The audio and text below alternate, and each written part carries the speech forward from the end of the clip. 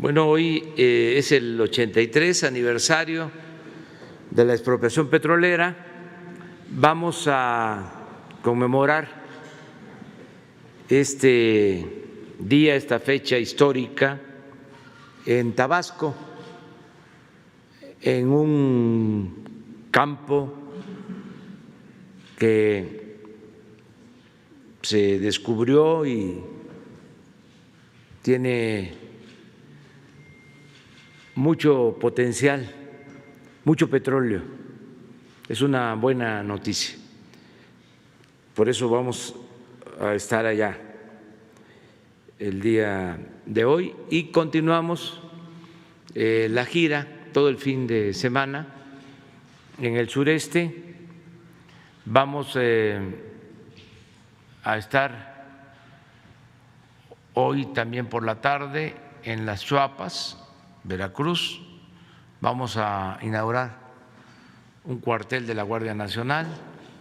Mañana tenemos la reunión de seguridad en Coatzacoalcos y la conferencia de prensa en Coatzacoalcos. Vamos también a evaluar los trabajos del corredor del Istmo. Vamos a inaugurar la ampliación de un muelle en Coatzacoalcos y vamos mañana también a evaluar en Veracruz, en el sur, creo que es Azueta. Vamos a evaluar el programa Sembrando Vida. Vamos también a estar en Tuxtepec el sábado y en la Sierra Juárez para estar el domingo en Guelatao. He ofrecido que todos los 21 de marzo voy a estar en Guelatao durante el tiempo que esté en la presidencia. En Guelatao vamos a hacer un anuncio importante.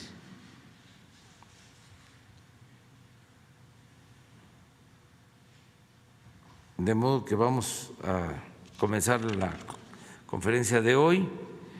Primero, pues, enviar un pésame a familiares, amigos, a toda la comunidad artística, cultural de México por el fallecimiento de Vicente Rojo, gran escultor, pintor,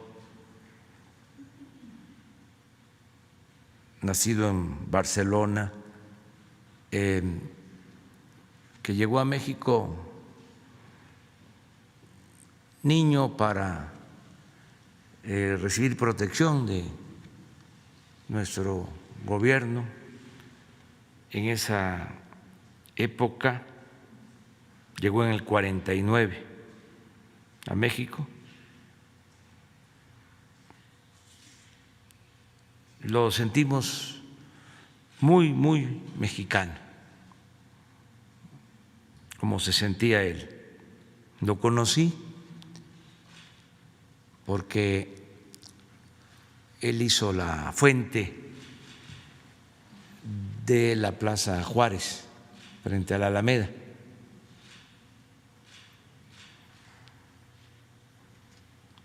Cuando fui jefe de gobierno, que se reconstruyó todo ese espacio que se había quedado abandonado desde el temblor del 85.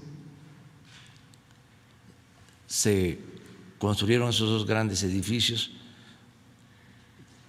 que los hizo el arquitecto también finado, Legorreta, donde está Relaciones Exteriores y está también el Poder Judicial de la Ciudad de México. Ahí hay un mural de Siqueiros que se recuperó en esa plaza. Está también el Centro Museo de la Tolerancia, se reconstruyó el templo colonial y en el centro se construyó la fuente, que es muy bonita, muy bella, de Vicente Rojo, que en paz descanse. Si les parece, porque tenemos poco tiempo, tengo que estar en el aeropuerto, vamos a desahogar la lista que tenemos aquí, que ya lleva 2 días. Es Juan Carlos Guzmán.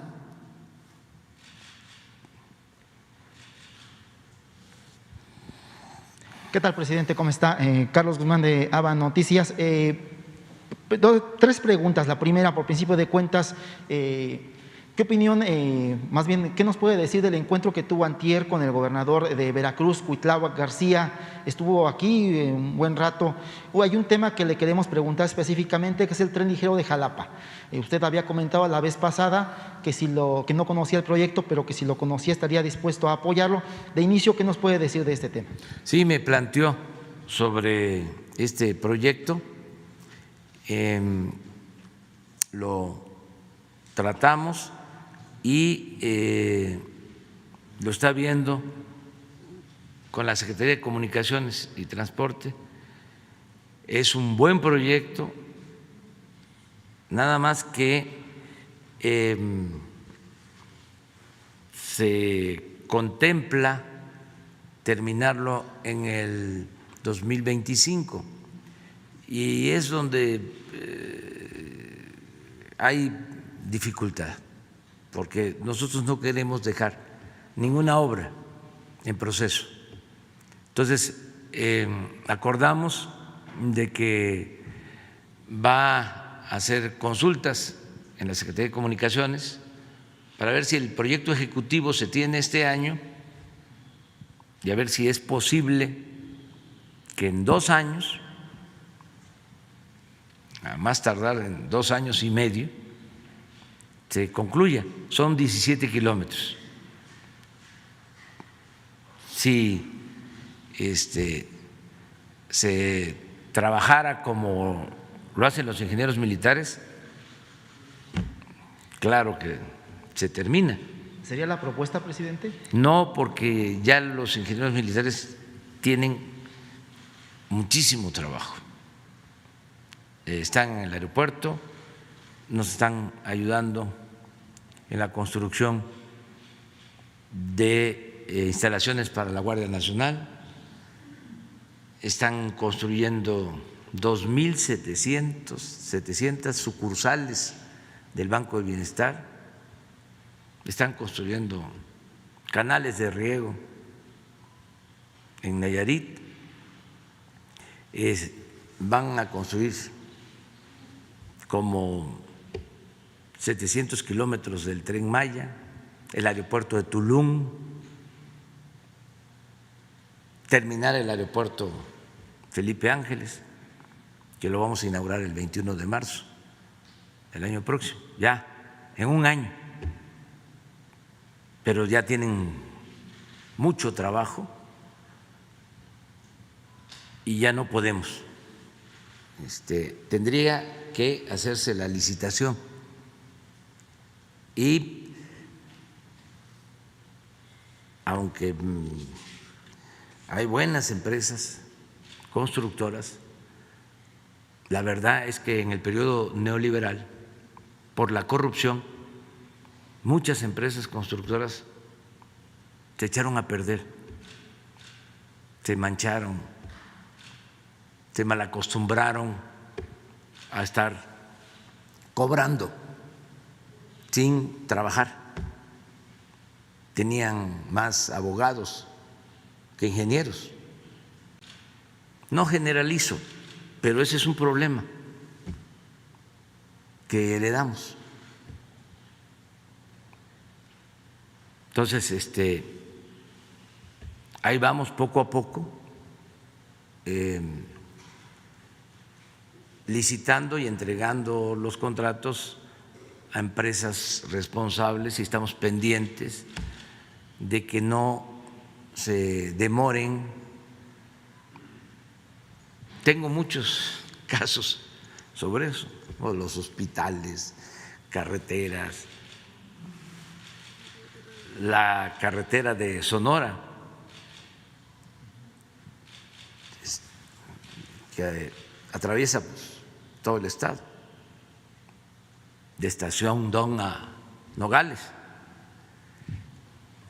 Creo que deben de faltar 3 kilómetros, 2, pero miren cuánto tiempo, por una empresa contratista,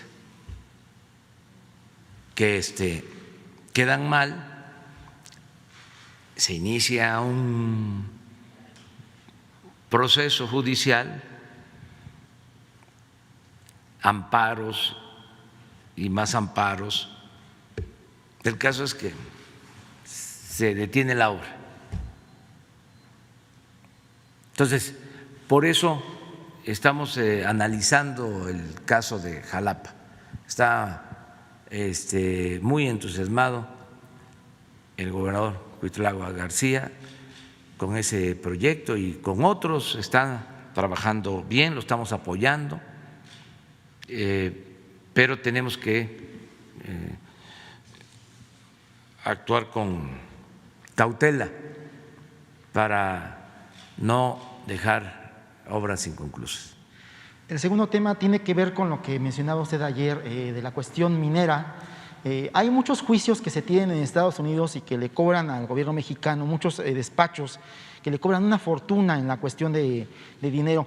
¿No habría la forma de que el gobierno de usted tomara esta parte de los litigios y finalmente los buscara resolver, como usted lo ha hecho, platicando con las personas involucradas, como en el tema del litio, en el dado caso que también le queremos preguntar? La comunidad guarijía, que es una de las comunidades más pobres del país, los indígenas, que a raíz de una compañera que no está el día de hoy, es Reina, después de muchísimas décadas tuvieron ya la atención. ¿No habría la forma de que tanto en la parte de los juicios el gobierno mexicano tomara finalmente la idea que usted tiene de resolverlo directamente con los involucrados, y en el tema del litio que impulsa el senador Armenta, se tiene ya esta posibilidad, este estudio de cuánto podría beneficiar en dado caso a los guarijíos, convertirlos incluso en ser de los últimos en el eslabón de la cuestión en la pobreza, a ser uno de los grupos más ricos del país, presidente? Sí, no descartamos esa posibilidad y estamos pendientes de todos los juicios para no perderlos, para que no se afecte la hacienda pública.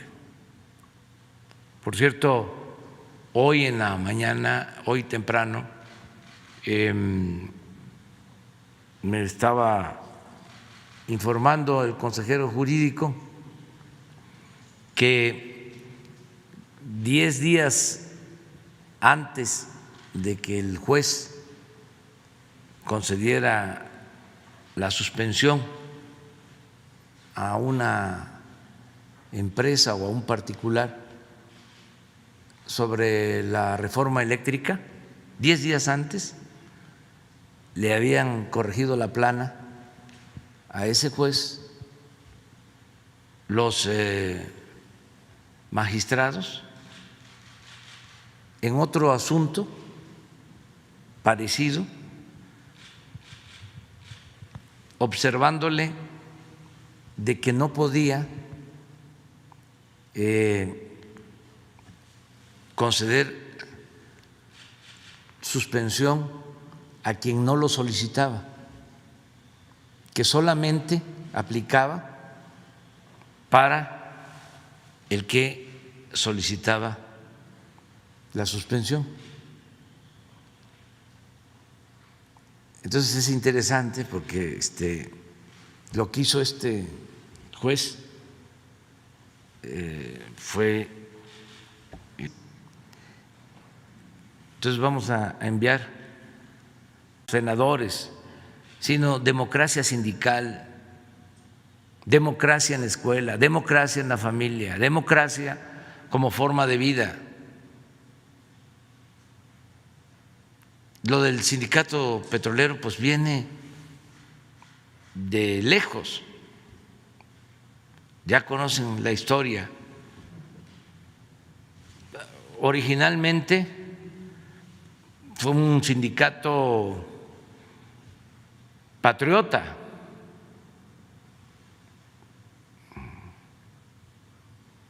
los dirigentes que presentaron la denuncia y que ganaron el laudo en contra de las compañías petroleras extranjeras,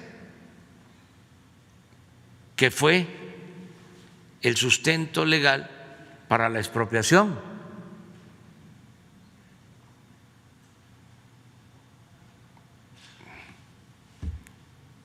Pero con el tiempo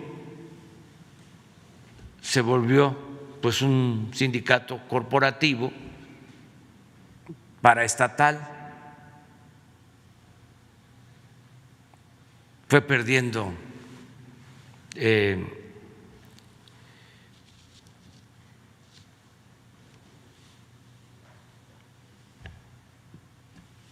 capacidad de resolver sus renovaciones mediante la democracia. Se fueron haciendo cacicazgos.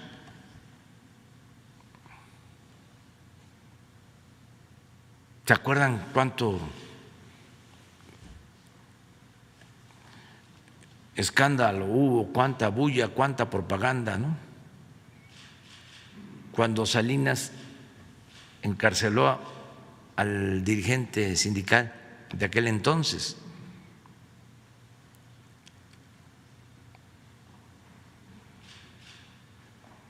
Los jóvenes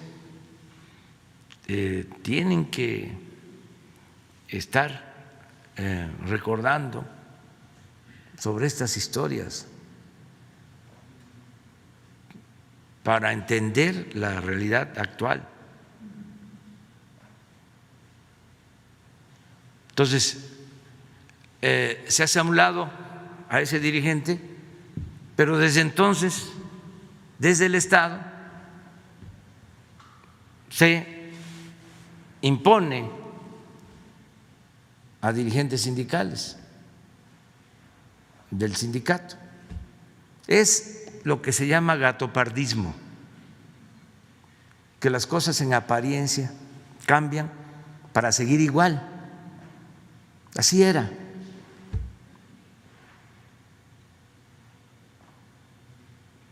Viene el cambio, ¿no?, entre comillas, en el 2000.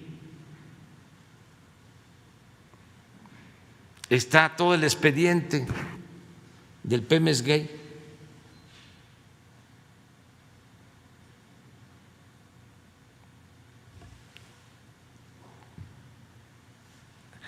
Se declara en ese entonces de que iba a haber justicia, que ya no iba a haber charrismo sindical.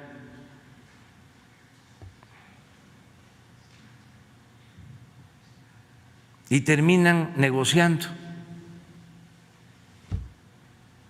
con Romero de Champs. Estamos hablando del 2000.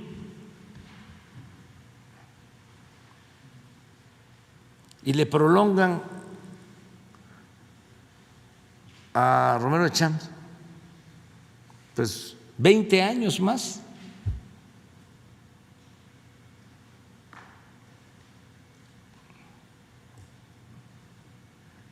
Entonces, sí hace falta la democracia sindical. También esto lo tiene que demandar, exigir el trabajador, porque nosotros no podemos meternos, si no haríamos lo mismo, a nombrar los dirigentes. Pero existe esa mala costumbre. Bueno, como ha tardado tanto el régimen antidemocrático, siglos, pues esa fue la forma de hacer política durante muchos años. Entonces, los que quieren ahora entrar, los que quieren sustituir a Romero de Champs o a los dirigentes actuales, pero no solo en el sindicato petrolero, en cualquier sindicato, están pensando de la misma manera.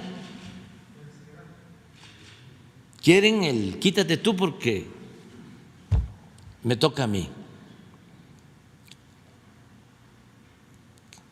Quítate tú porque quiero yo. Nada más.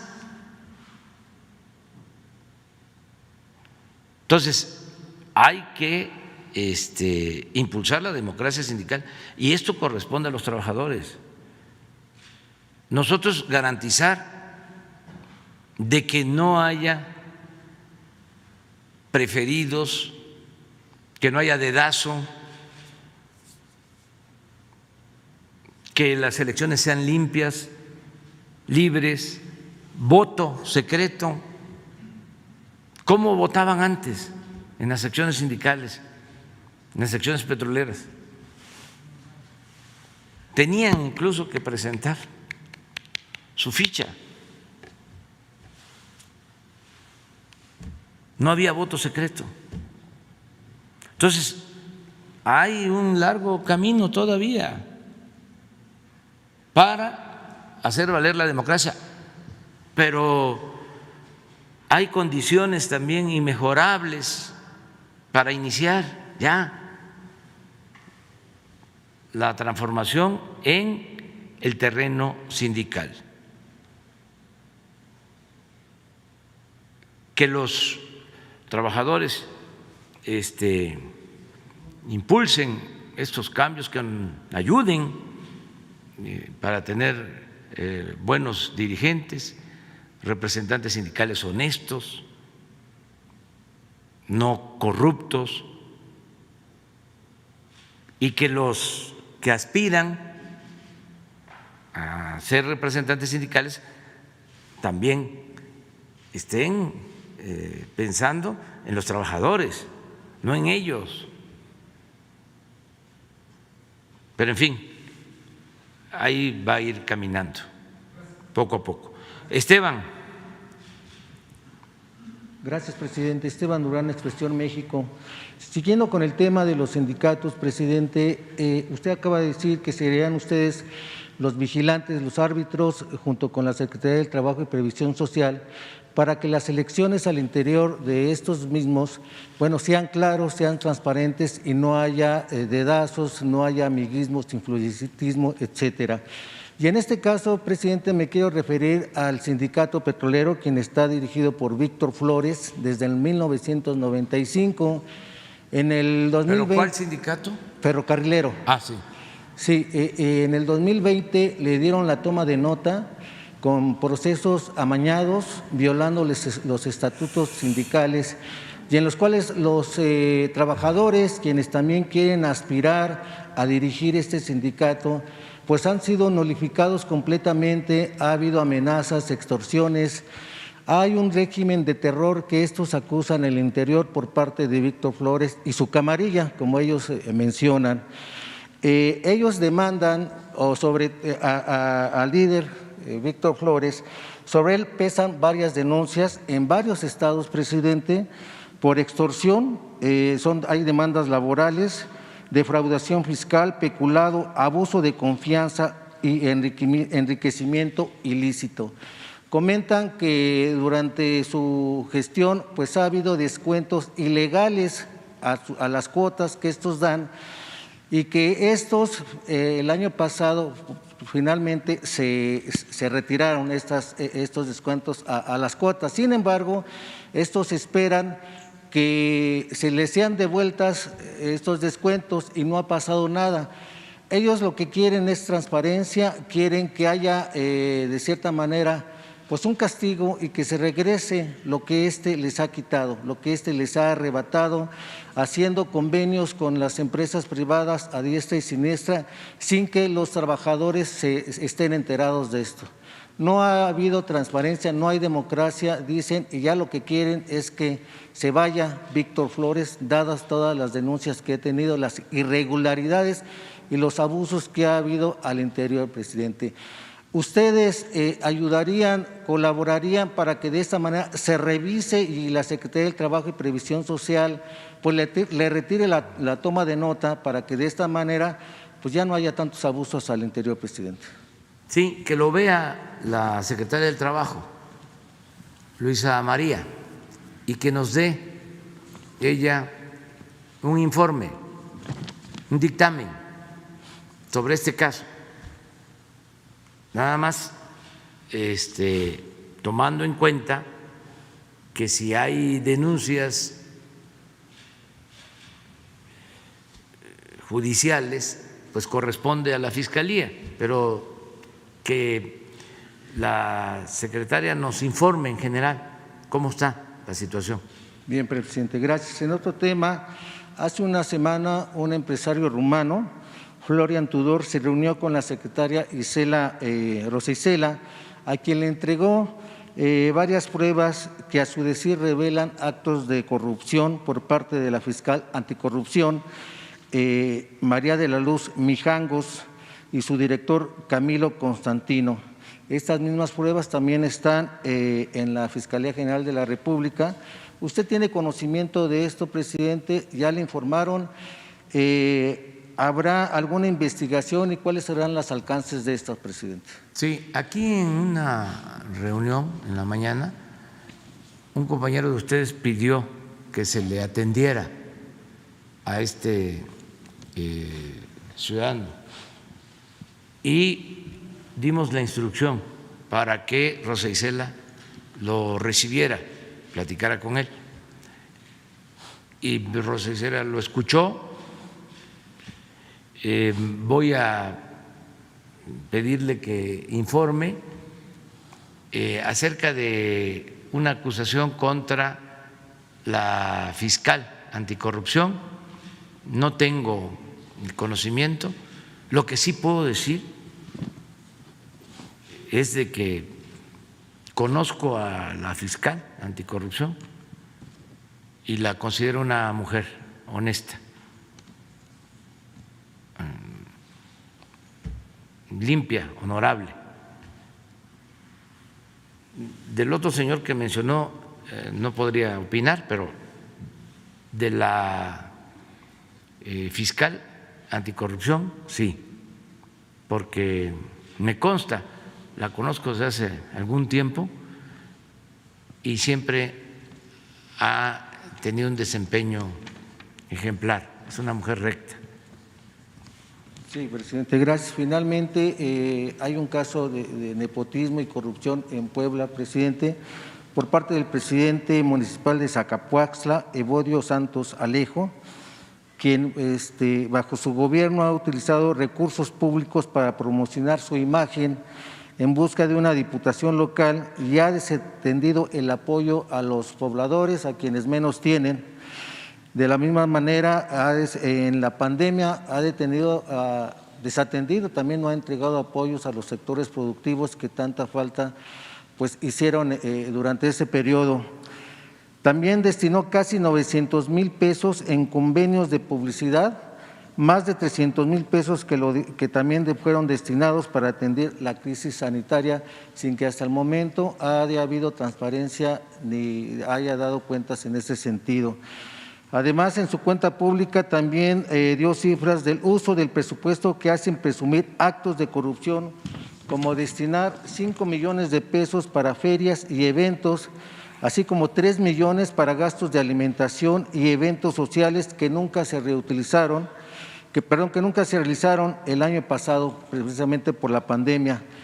Otro caso de amiguismo es el hecho que el mismo gobernador Miguel Barbosa haya designado a Margarito Rojas Parra al frente del Centro Preventivo del Bienestar, quien presume su compadrazgo con el mandatario poblano y busca ser el candidato a la presidencia municipal abanderando su relación con el gobernador. Otro caso, presidente, es el de Guillermo Lobato Toral, expresidente municipal, quien tiene 2 cuentas públicas no aprobadas, y una demanda ante la Fiscalía de Puebla por falsificación de facturas. ¿Qué lectura, presidente, da usted a esto? Dado que usted pues, ha mencionado que la corrupción debe estar completamente eliminada y que no se cubrirá absolutamente a nadie cuando incurre en casos de corrupción, de nepotismo, etcétera. Tiene la ciudadanía, el pueblo,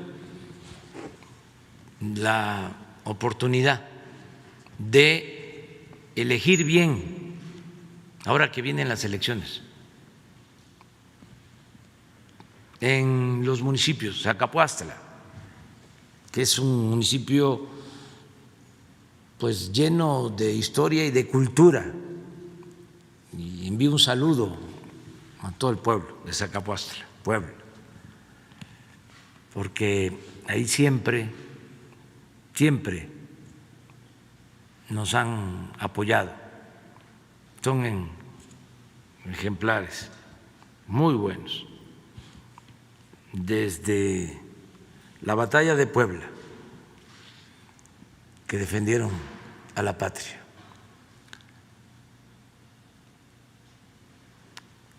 Todos van a tener oportunidad, todos los ciudadanos, porque van a haber elecciones en todo el país. No en todos los estados van a haber elecciones de presidentes municipales, pero sí van a haber elecciones de diputados federales en todos, y también en la mitad, en 15, van a haber elecciones de gobernador. Entonces, el voto es un arma muy poderosa que debe de utilizarse. La gente debe de elegir libremente y de manera consciente, informada, a sus representantes. Entonces, depende de los ciudadanos, depende del pueblo.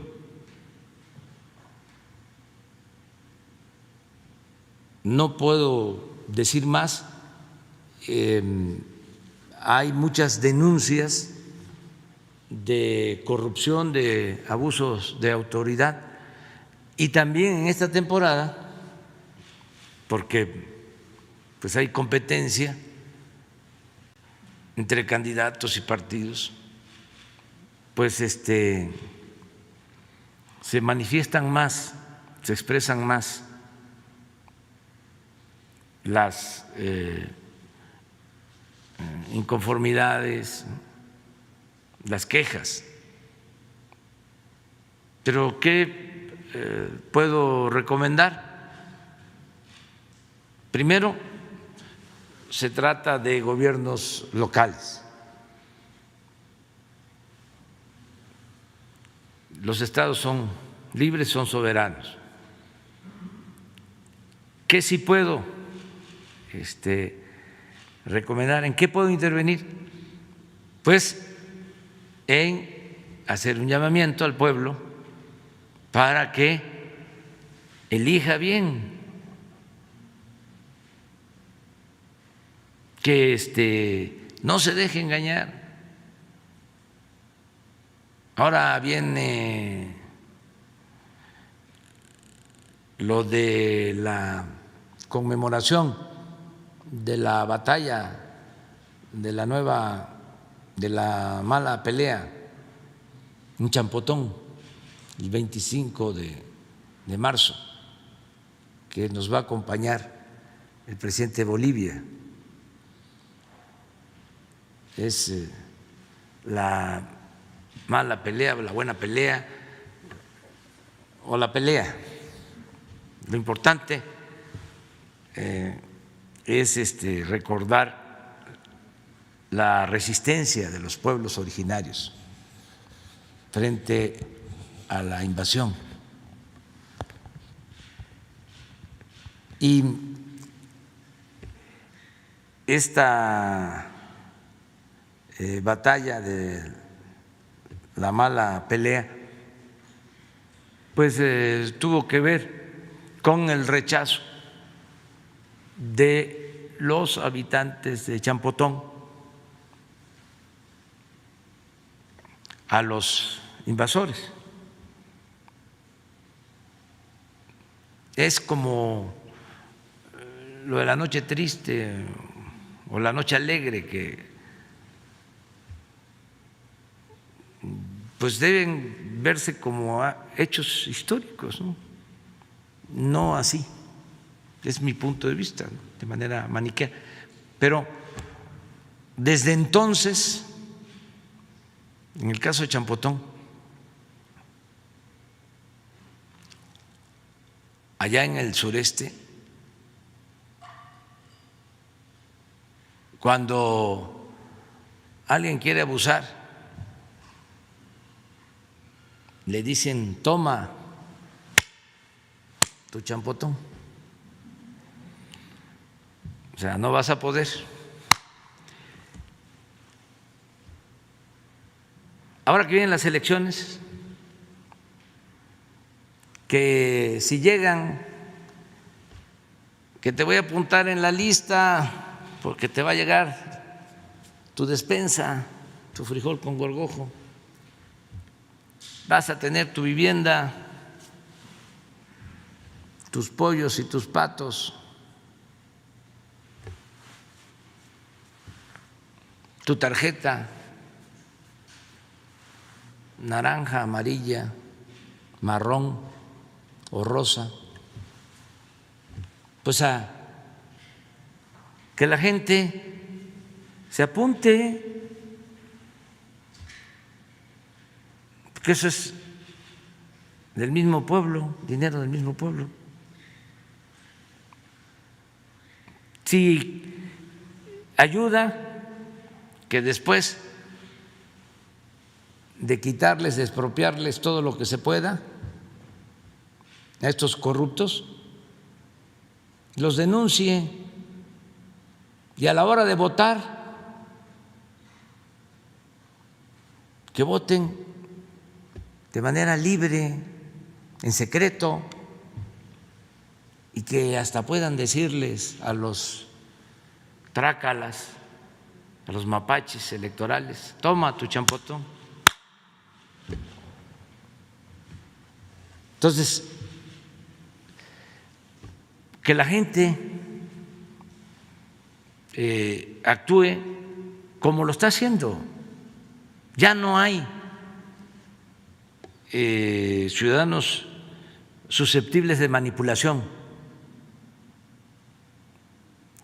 ciudadanos imaginarios.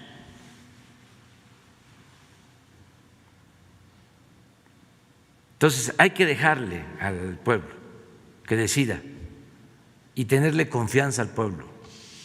Eso es todo. Vamos con Arturo Pavón. Buenos días, señor presidente. Muchas gracias. Arturo Pavón, corresponsal de El Chapucero con Nacho Rodríguez.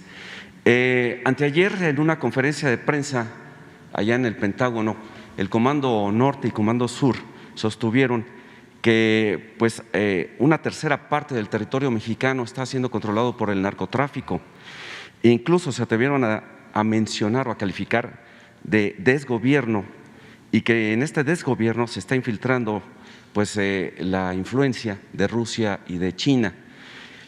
Al mismo tiempo también señalaron que sus agencias de inteligencia tienen conocimiento de que grupos terroristas del Medio Oriente se están infiltrando en la frontera norte, Estados Unidos-México.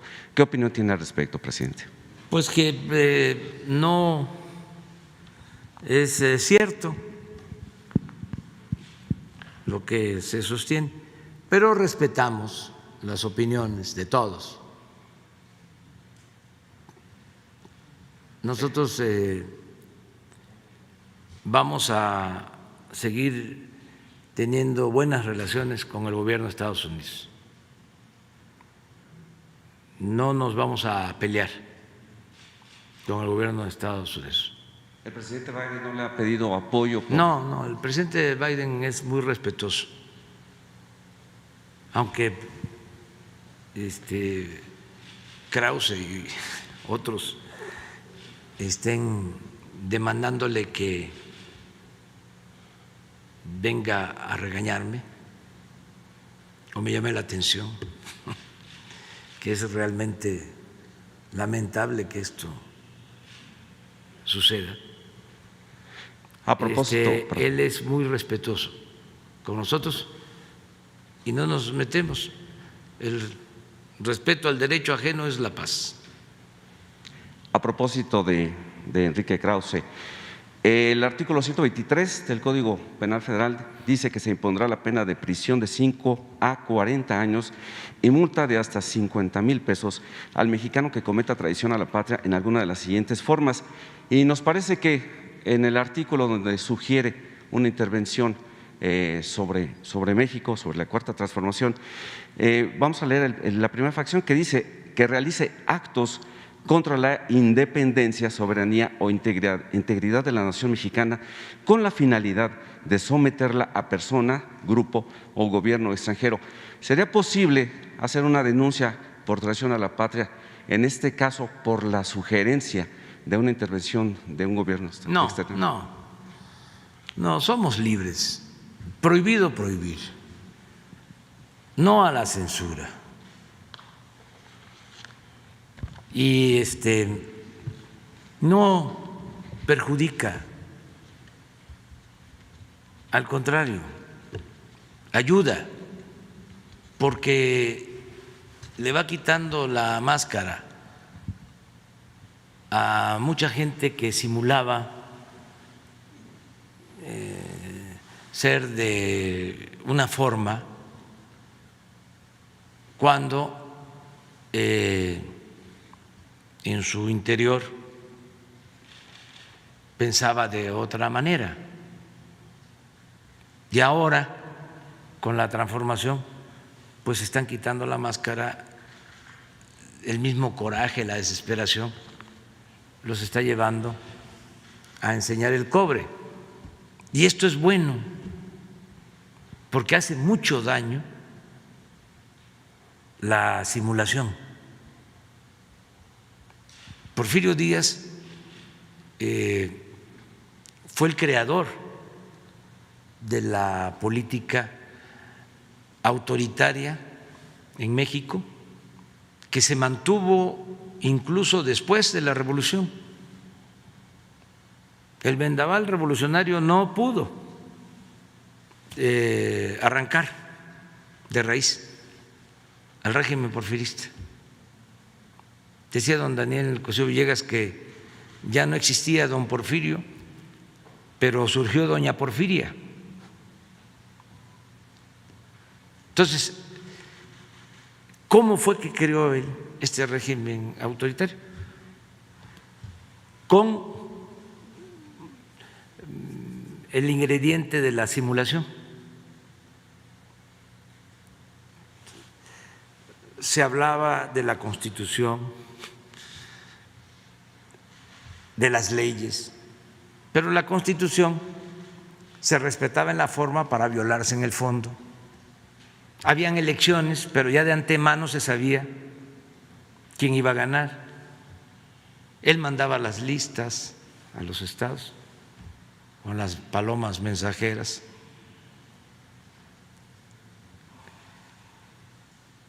Todo era simulación. Eso, repito, se trasladó al periodo posrevolucionario y se mantuvo durante mucho tiempo. Yo recuerdo que el doctor Nava,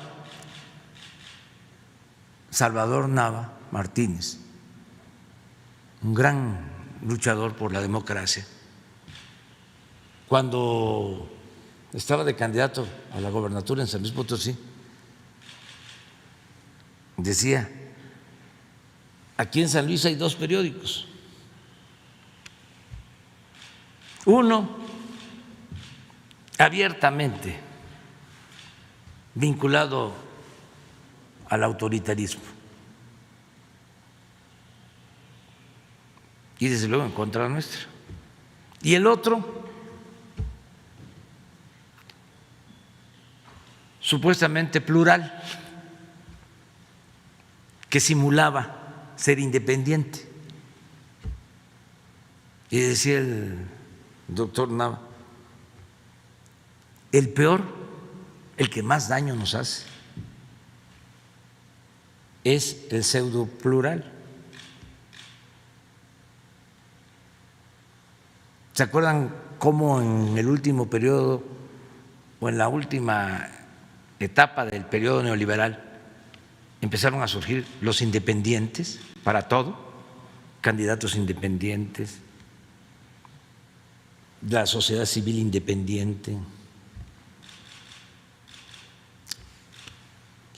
los articulistas independientes, los intelectuales independientes, independientes del pueblo, no del poder? Entonces, Krause y otros, vinculados siempre al régimen, ahora se están definiendo. Es como el cuento, la fábula del rey va desnudo. No se dan ellos por enterados, pero se están mostrando como son. Y eso es bueno, porque hace mucho daño, confunde. A veces hay comentaristas de radio, de televisión, periodistas, ¿no?, pseudo independientes, y gente que está a favor de la democracia, a favor de los cambios, ¿no?, se confunde y los engañan. Afortunadamente, pues pasa el tiempo y a esa gente pues termina mostrando el cobre y ya viene la decepción.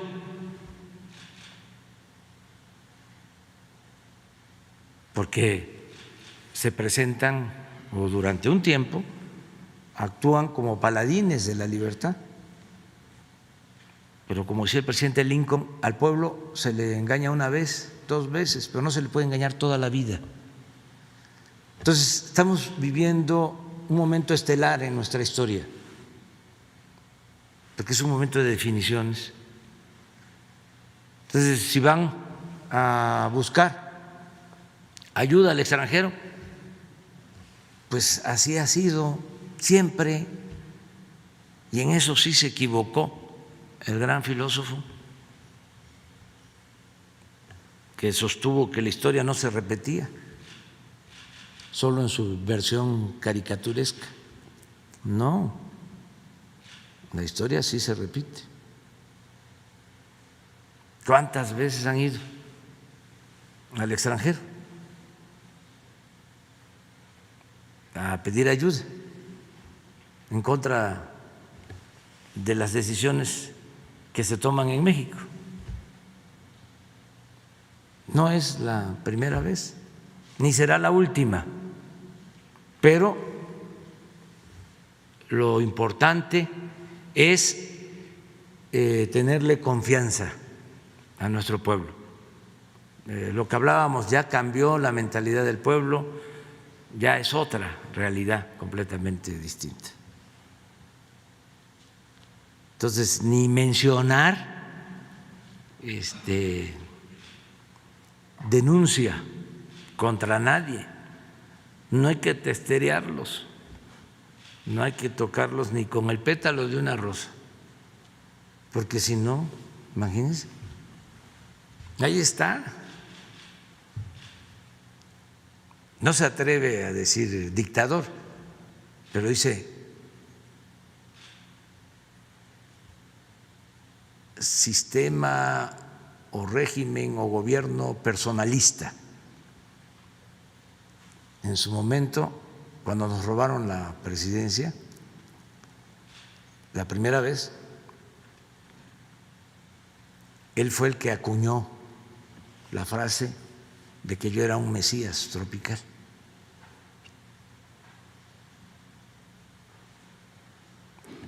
Entonces ya llevamos tiempo en esto. Muy bien, Pero presidente. también no enojarse, no perder el sentido del humor. Así es, presidente, muchas gracias. También en octubre del año pasado, en nuestro canal, recibimos denuncia por parte de la dirección, trabajadores de la Dirección General de Educación Tecnológica, Agropecuaria y de Ciencias del Mar, en donde dicen que Juan Pablo Arroyo, aún en funciones, Juan Pablo Arroyo Ortiz, subsecretario de Educación Media Superior, se le ha acusado de corrupción, al igual que a María Guadalupe Falcón Nava, directora general de dicha dirección. Bueno, ellos son acusados por los trabajadores de la educación de este nivel, que les piden cuotas a los directores de los planteles en todo el país, mismo que los mismos directores tienen que trasladar a los alumnos porque tienen que llevarle o entregarle cierto dinero. Nosotros nos dimos a la tarea de investigar esto. No encontramos exactamente esto, pero sí encontramos que muchas de las plazas fueron negociadas porque, de acuerdo a la reforma educativa que se hizo en tiempos de Peña Nieto, se supone que solamente para mejorar la plaza se tiene que hacer a través de una evaluación.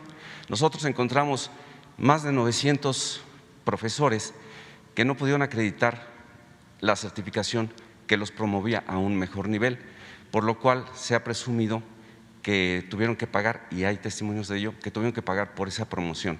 Nosotros traemos un listado que se lo vamos a entregar porque seguramente le va a servir mucho a la maestra Delfina para que pueda hacer una depuración en la Secretaría. Muchas gracias. De acuerdo, Arturo.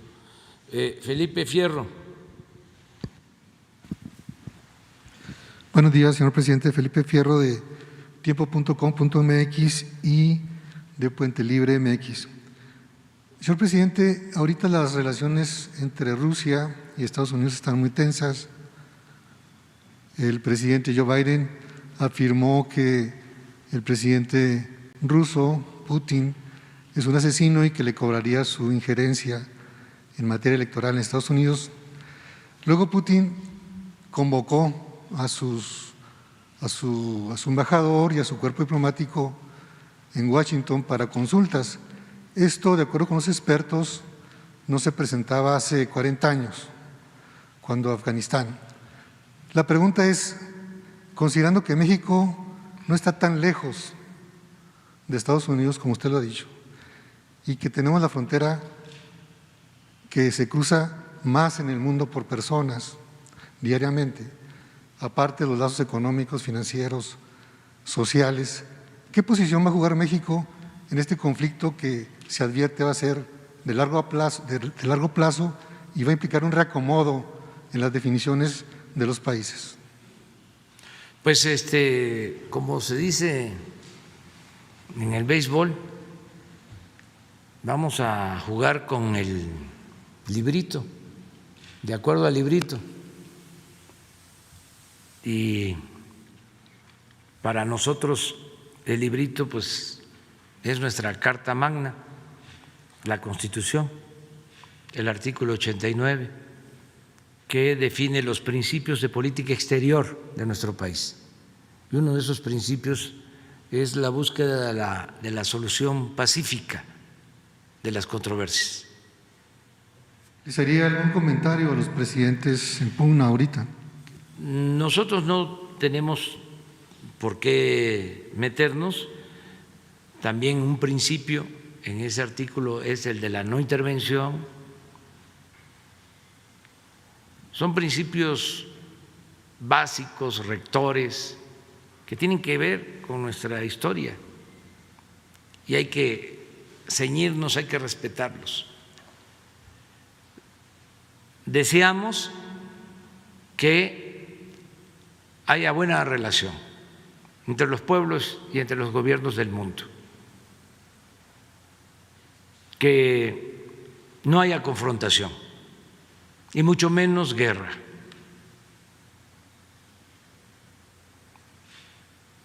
pensamos que la política se inventó para evitar la confrontación y la guerra, que en política exterior es muy importante el diálogo, buscar el entendimiento, no apostar a la confrontación y actuar con prudencia, con respeto.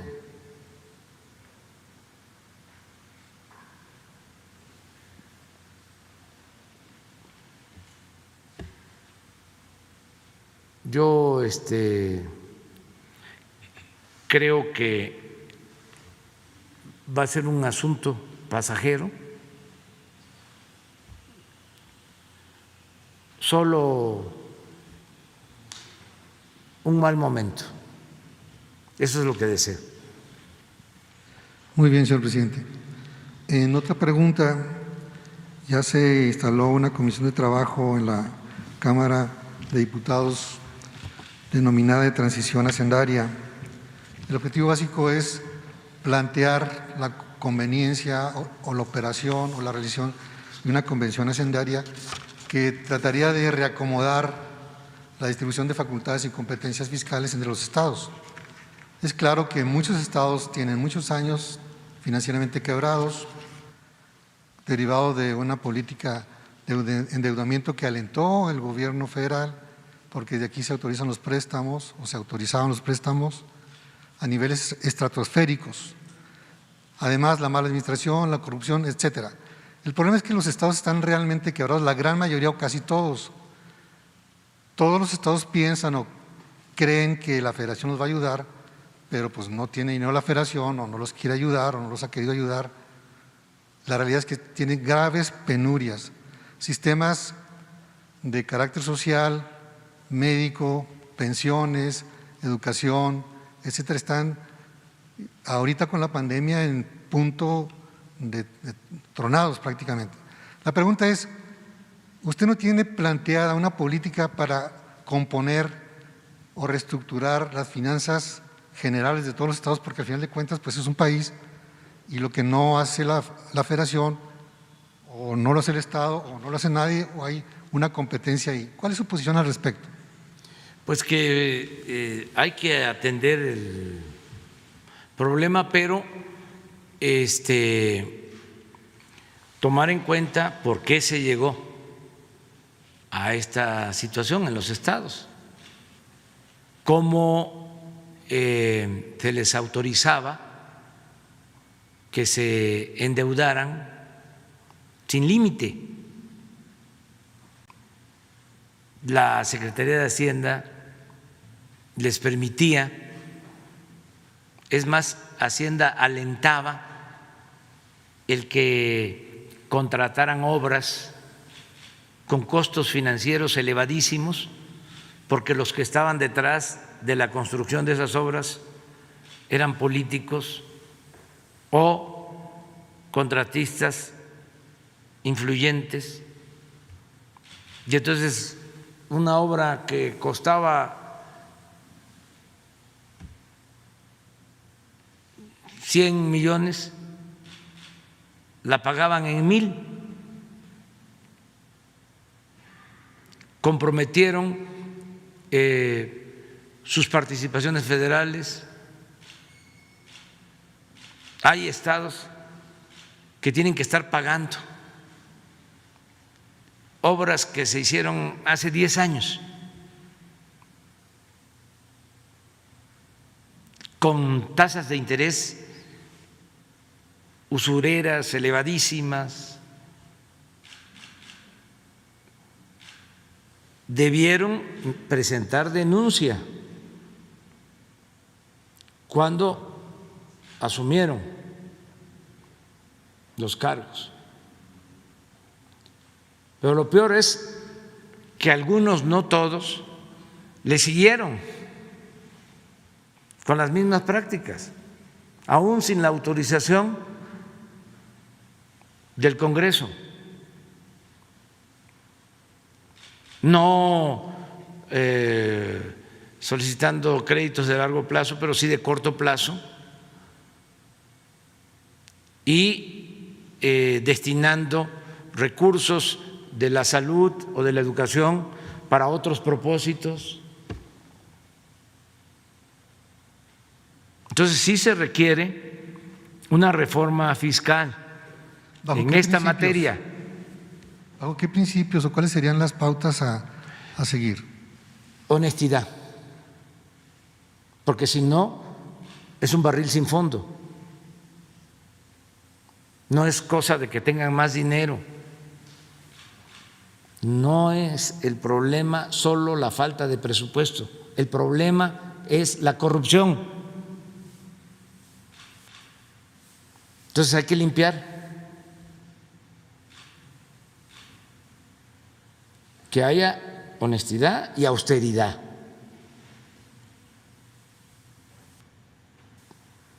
Y a partir de ahí, a ver, ¿qué se puede hacer para lograr más presupuesto? También sin aumentar los impuestos, sin gasolinazos, sin incrementar deuda. Y pueden decir, no se puede. Claro que se puede. Lo estamos demostrando. Ahora, por cierto, si siguen las cosas como están en cuanto al precio del petróleo,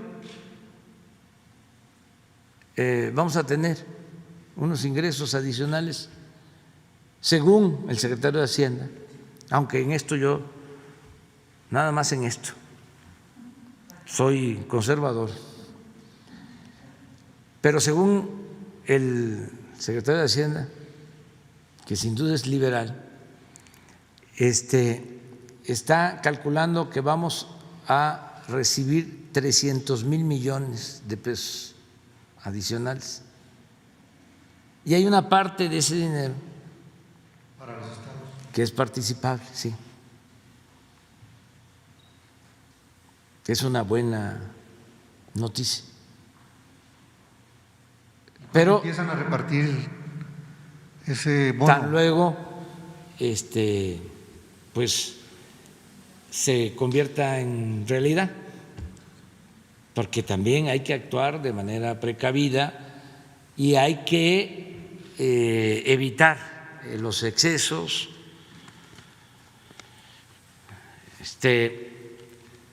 Afortunadamente va disminuyendo la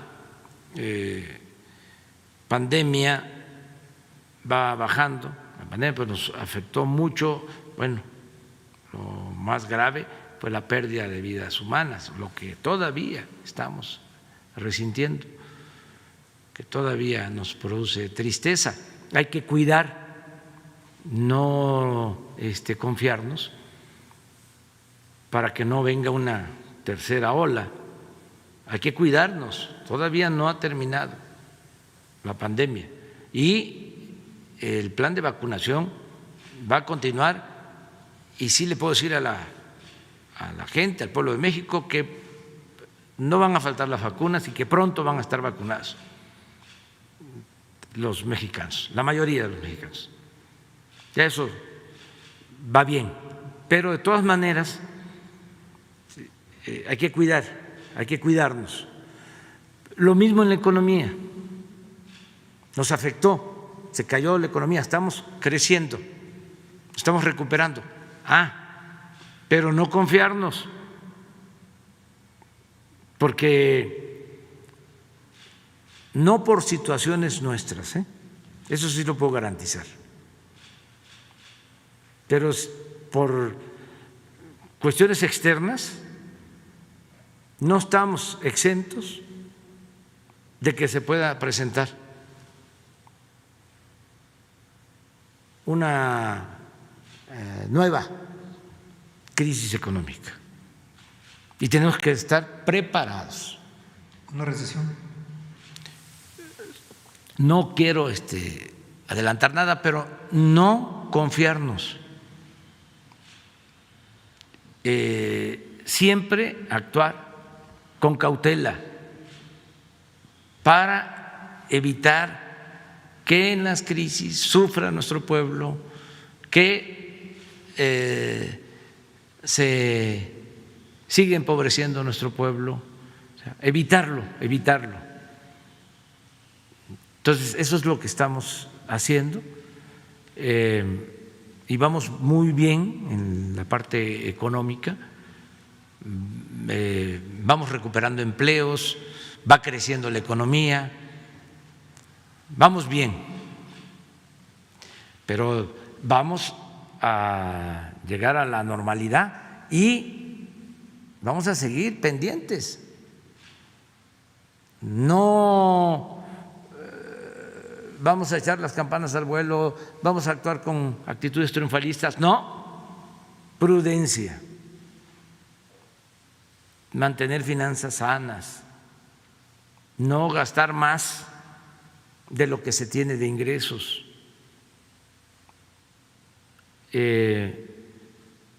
para no tener problemas.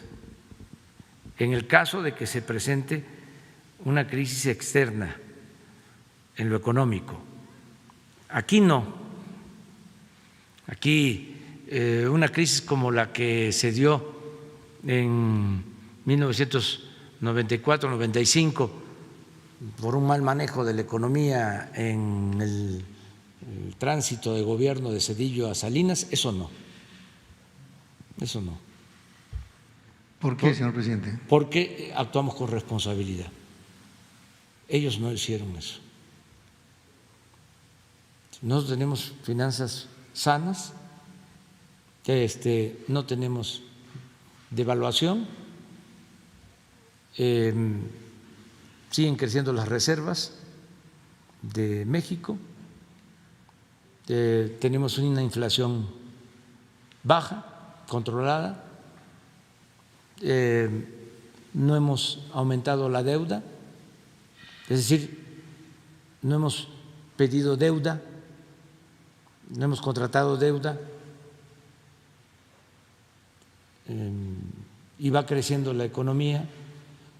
Ahora los países que con la pandemia lo primero que hicieron fue endeudarse, tienen problema para salir. Estados Unidos no, porque ellos pues pueden resistir déficits altos, pero nosotros no, nosotros tenemos que cuidar. Ellos le inyectan dinero a la economía de una manera nunca vista, lo que están haciendo en los últimos tiempos.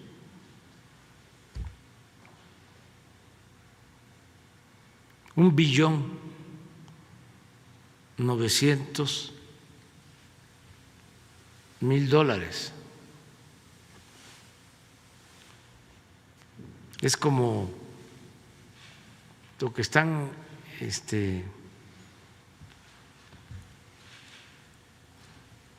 destinando a la economía, es el equivalente como a 8 años del presupuesto nacional. Nada más el adicional. Entonces, nosotros no podemos actuar así. Tenemos que actuar con prudencia, pero vamos saliendo, vamos avanzando, van bien las cosas en lo económico. Me tengo que ir, va a quedar pendiente solo Diego. No vino. Pues entonces ya quedó abierto para mañana. Me tengo que ir porque si no, no llegamos. Adiós.